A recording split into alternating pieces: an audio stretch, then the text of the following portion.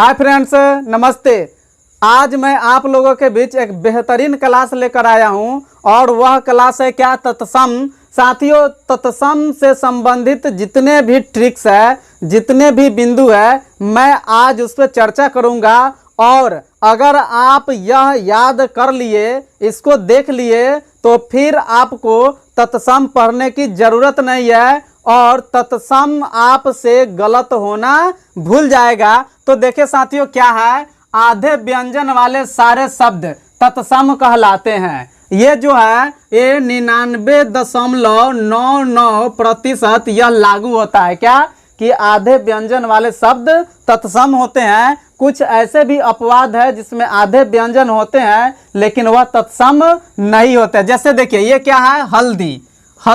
हल्दी में क्या है, आधा व्यंजन है पर यह क्या है, तत्सम नहीं है। इसको मैं अगले वीडियो में बताऊंगा कि हल्दी कैसे तत्सम नहीं है। उसके बाद देखिए साथियों, जैसे क्या है, अग्नि में आधा ग का प्रयोग किया गया है।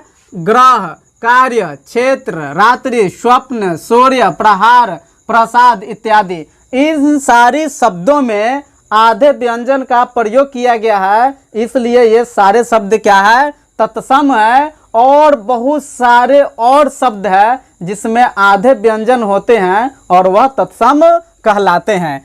दूसरा बिंदु क्या है, यह है संयुक्त व्यंजन वाले शब्द तत्सम कहलाते हैं। देखिए, संयुक्त व्यंजन जहां भी, जिस शब्द में भी संयुक्त व्यंजन का उपयोग किया गया, प्रयोग किया गया है, वे सारे शब्द तत्सम कहलाएंगे। जैसे देखिए, ये क्या है, क्षत्रिय, ये क्या है, विज्ञान, उसके बाद में श्रीमान, छात्र, विद्यालय इत्यादि। देखिए, इसमें क्या है, संयुक्त व्यंजन है। ये क्या है, संयुक्त है। ये क्या है, स्र क्या है, संयुक्त है। इसमें त्र क्या है, संयुक्त है। और विद्यालय में आधा द और य यानी ध, ये क्या है, संयुक्त है। तो जिस शब्द में संयुक्त व्यंजन का प्रयोग किया गया हो, वे सारे शब्द तत्सम कहलाते हैं। फिर देखिए, ये क्या है, अनुस्वार चिन्ह वाले शब्द तत्सम कहलाते हैं। जिस भी शब्द पे अनुस्वार चिन्ह लगा हो, अनुस्वार का प्रयोग किया गया हो, वे सारे शब्द तत्सम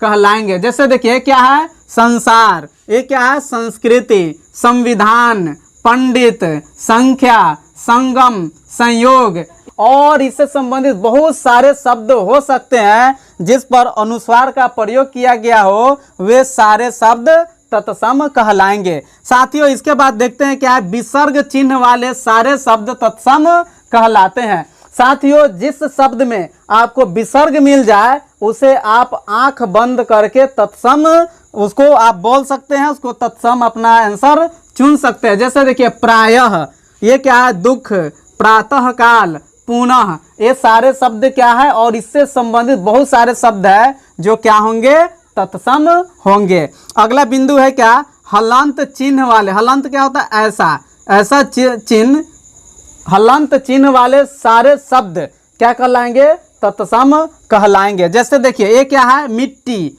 ये हलंत का प्रयोग किया गया। चिट्ठी, हलंत का प्रयोग किया गया। स्वागतम, म में हलंत लगा हुआ है। ओम, म में हलंत लगा हुआ। पाठ्य, ठ में लगा हुआ गद्य, द में लगा हुआ पद्य, ये किस में लगा हुआ है, द में। तो जिस शब्द में हलंत लगा हो, वे सारे शब्द तत्सम कहलाएंगे। फिर देखिए, अगला क्या है, संधि वाले सारे शब्द तत्सम के अंतर्गत आते हैं। देखिए साथियों, संसार में जितने भी शब्द है और जिसका संधि होता है, जिसका संधि किया जा सकता है, वे सारे शब्द तत्सम कहलाएंगे। जैसे देखिए, ये क्या है, रविंद्र, रवि जोर इंद्र, महेंद्र, अत्याचार, पाठशाला, दयानंद, दीपावली, देवालय, ये सारे शब्द क्या है, इनकी संधि विच्छेद की जाती है, इसलिए सारे शब्द क्या है, तत्सम है। जैसे देखिए, क्या है, देवालय, देव जोर आलय, ऐसे बहुत सारे शब्द हैं जिसका संधि विच्छेद किया जाता है, वे सारे शब्द तत्सम कहलाएंगे। फिर देखिए, ये क्या है, समास वाले शब्द तत्सम कहलाते हैं। और साथियों देखिए, समास वाले शब्द भी क्या कहलाते हैं, तत्सम कहलाते हैं। जैसे राजपुत्र, राजा का पुत्र, राजधर्म, नयन इत्यादि ऐसे बहुत सारे शब्द है जिसका समास विग्रह किया जाता है, वे सारे शब्द तत्सम कहलाते हैं। साथियों देखिए क्या है, ये संस्कृत के उपसर्ग से बने शब्द तत्सम कहलाते हैं। उपसर्ग क्या होता है? उपसर्ग किसी भी शब्द के पहले लगकर उसके अर्थ में बदलाव ला देता है, उसे क्या कहते हैं? उपसर्ग कहते हैं। जैसे देखिए ये जन्म है और जन्म में कौन सा उपसर्ग लगा हुआ है? आ, तो ये क्या हो गया? आ जन्म। ये क्या है? निर्धन, यानी कि धन में क्या लगा हुआ है? निहि, तो ये क्या हुआ? निर्धन। प्रतिवर्ष, वर्ष में कौन सा उपसर्ग लगा हुआ है? प्रति। प्रतिदिन, दुष्परिणाम। तो जिस शब्द में संस्कृत के उपसर्ग लगा हो वे सारे शब्द तत्सम कहलाएंगे।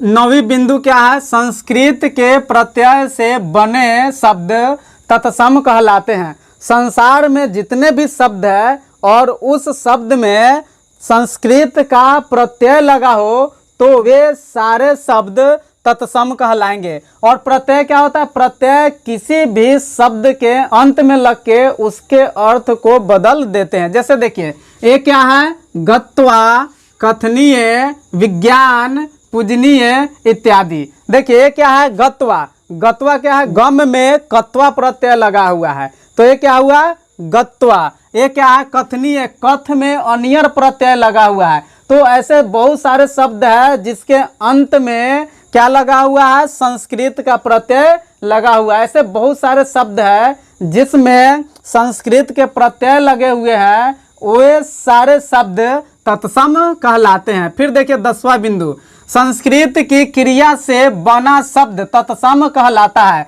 जैसे क्या है? पठति, गच्छति, चलति, भ्रमति, नृत्यति इत्यादि। तो ये क्या है? संस्कृत के क्रिया से बना शब्द, जो भी बना शब्द है वह क्या कहलाएगा? तत्सम। जैसे देखिए क्या है? पठति, पठ इसमें क्या है? क्रिया है। इसमें क्या है? गच्छति, गच्छ क्रिया है। चलति, चल क्रिया है। फिर देखेंगे अगला क्या है? क्लिष्ट, कठोर या जटिल। क्लिष्ट या कठोर या जटिल वर्तनी व उच्चारण वाले सारे शब्द क्या कहलाएंगे? तत्सम कहलाएंगे। साथियों जिस शब्द को हमें बोलने में दिक्कत होता है या उसे लिखने में दिक्कत होता है वे सारे शब्द तत्सम कहलाते हैं। जैसे शुश्रूषा, उज्ज्वल, आशीर्वाद, अंत्याक्षरी आदि। देखिए अंत्याक्षरी कितना बड़ा है? बहुत बड़ा है। इसको लिखने में बहुत से लोग क्या करेंगे? गलती करेंगे। तो ऐसे बहुत सारे शब्द है जिसे लिखने में कठिनाई होती है, उसे बोलने में दिक्कत होती है, वे सारे शब्द तत्सम कहलाते हैं।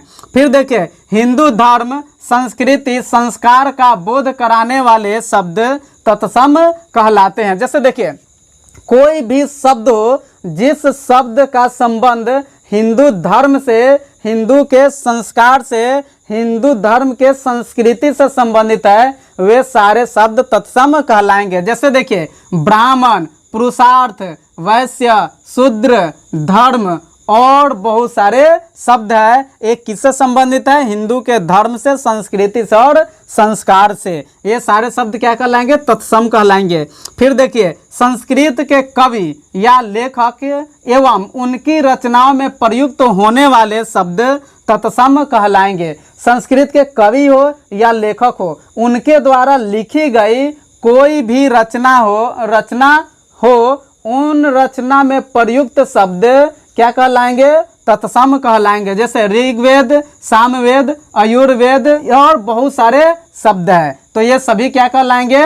तत्सम कहलाएंगे। फिर देखिए वेद, शास्त्र, पुराण, रामायण, महाभारत आदि ग्रंथों में प्रयुक्त शब्द तत्सम कहलाते हैं। देखिए अब हिंदू धर्म से संबंधित जो ग्रंथ है उस ग्रंथ में जितने भी शब्दों का प्रयोग किया गया है वे सारे शब्द क्या कहलाएंगे?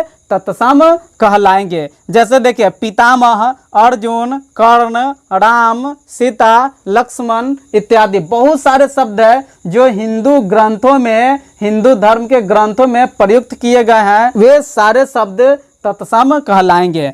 फिर देखिए लास्ट बिंदु क्या है? जिन शब्दों का प्रयोग आधुनिक समय में बहुत कम हो रहा है वे सारे शब्द तत्सम कहलाते हैं। जैसे देखिए खराव, हरिद्रिका, नमस्कार आदि। देखिए साथियों, खराव जो है कि आज के समय में खराव सुनने को मेरा कान क्या है, तरसता है। आज खराव सुनने को मिलता ही नहीं है।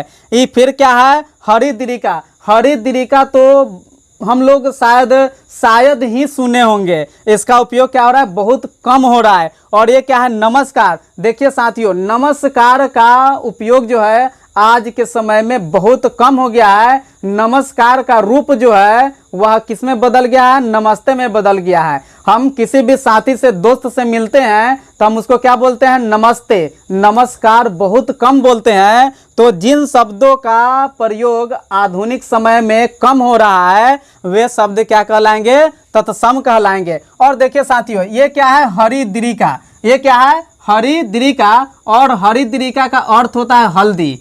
हरिद्रिका का अर्थ क्या होता है, हल्दी। और हमने आपको बताया था कि हल्दी जो है, हल्दी वह तत्सम नहीं है। क्यों नहीं है, क्योंकि हल्दी का आज के समय में बहुत अधिक उपयोग हो रहा है। लोग जब दुकान में जाता है तो यह नहीं बोलता है कि हमें हरिद्रिका दीजिए, वह बोलता है हल्दी दीजिए।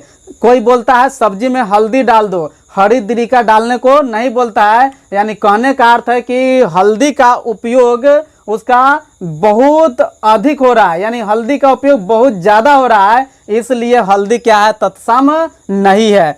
और साथियों, पिछले वीडियो में जो हमने प्रश्न पूछा था उसका सही आंसर देने वाले का नाम है Sugandh Kumar, Chandan Kumar, professor HK Jha, Minku Tripathi, SK Raj, Aradhana Priya. और साथियों, मेरा प्रश्न है कि तत्सम का अर्थ क्या होता है। अधिक से अधिक संख्या में आप इसका आंसर बताने का कोशिश करें। थैंक यू, धन्यवाद, जय हिंद।